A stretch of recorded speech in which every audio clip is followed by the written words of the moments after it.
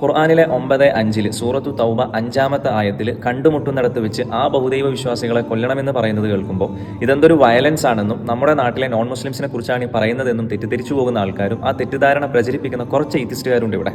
ഈ ആയത്തിന്റെ കോണ്ടെക്സ്റ്റ് നമുക്കൊന്ന് ഡീകോഡ് ചെയ്യാം. ഈ ആയത്തിൽ പറയുന്ന ആ ബഹുദൈവ വിശ്വാസികൾ എന്നത് നമ്മുടെ സഹോദരങ്ങളായ ഹൈന്ദവ സുഹൃത്തുക്കളെ കുറിച്ചിട്ടോ അല്ലെങ്കിൽ നമ്മുടെ നാട്ടിലെ നോൺ മുസ്ലിംസിനെ കുറിച്ചോ അല്ല, മറിച്ച് അന്ന് മുസ്ലിങ്ങളെ വേട്ടയാടിയിരുന്ന മക്കയിലെ ഒരു പ്രത്യേക അക്രമ വിഭാഗത്തെക്കുറിച്ചാണ്. ഇതുകൊണ്ടാണ് നമ്മുടെ പണ്ഡിതന്മാർ പറയുന്നത് എല്ലാ ആയത്തിന്റെയും വേർഡ് ബൈ വേർഡ് ട്രാൻസ്ലേഷൻ നോക്കി ഖുർആൻ വായിച്ച് മനസ്സിലാക്കരുത് എന്ന്. ട്രാൻസ്ലേഷൻ നോക്കണ്ടെന്നല്ല കേട്ടോ, പക്ഷേ അതിന്റെ കോണ്ടെക്സ്റ്റ് കൂടി നമ്മൾ മനസ്സിലാക്കാൻ ശ്രമിക്കണം. ഈ ആയത്തിന്റെ കോണ്ടെക്സ്റ്റ് നിങ്ങൾക്ക് സിമ്പിൾ ആയിട്ട് മനസ്സിലാക്കാൻ ഞാൻ 2 എക്സാമ്പിൾസ് പറഞ്ഞുതരാം. ഒന്ന്, ഒരു മെഡിക്കൽ സർജറി ടെക്സ്റ്റ് ബുക്കിൽ ശരീരം കീറണം, മുറിക്കണം എന്ന് എഴുതിയത് കണ്ടിട്ട് ഡോക്ടേഴ്സ് വയലൻസ് ആണ് പഠിപ്പിക്കുന്നതെന്ന് ആരും പറയില്ല.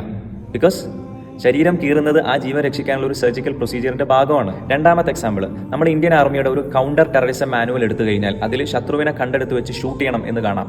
അത് രാജ്യത്തെ സംരക്ഷിക്കാനുള്ള പ്രൊട്ടക്ട് ചെയ്യാനുള്ള ഒരു മിലിറ്ററി പ്രോട്ടോകോൾ മാത്രമാണ്, വയലൻസ് അല്ല. ഇതുപോലെ തന്നെയുള്ള ഒരു ഡിഫെൻസീവ് സ്ട്രാറ്റജി മാത്രമാണ് ഖുർആനിലെ ഈ ആയത്തിലുള്ളത്. അതായത് സമാധാന കരാറുകൾ ലംഘിച്ച് യുദ്ധം അടിച്ചേൽപ്പിച്ച അക്രമികൾക്കെതിരെ എടുത്ത ഒരു സിറ്റുവേഷണൽ വാർ ടൈം ഇൻസ്ട്രക്ഷനാണിത്. അത്രയേ ഉള്ളൂ. മാത്രമല്ല ഈ ആയത്ത് വളച്ചൊടിക്കുന്ന ഒരു യുക്തിവാദിയും തൊട്ടടുത്ത ആയത്തായ 9:6 സൂറത്തു തൗബയിലെ തന്നെ 6-ാമത്തെ ആയത്തിൽ പറയുന്നത് എവിടെയും പരാമർശിക്കാറില്ല. എന്താണത്?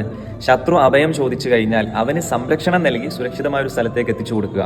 എല്ലാവരെയും കൊല്ലാനാണ് തീരുമാനമെങ്കിൽ എന്തിനാണ് ഖുർആൻ ശത്രുവിനെ സുരക്ഷിതമായ സ്ഥലത്ത് എത്തിക്കാൻ ആവശ്യപ്പെടുന്നത്? ഇനി വേറൊരു കാര്യം കൂടി, ഈ യുദ്ധം എന്നൊക്കെ പറയുന്നത് പരസ്പരം കെട്ടിപ്പിടിച്ച് ഉമ്മവെക്കാനുള്ള പദ്ധതിയൊന്നുമല്ല.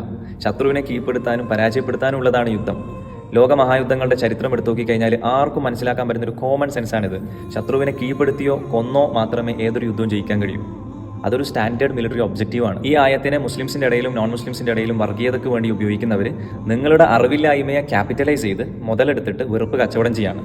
So be smart enough to read the full context in the Quran.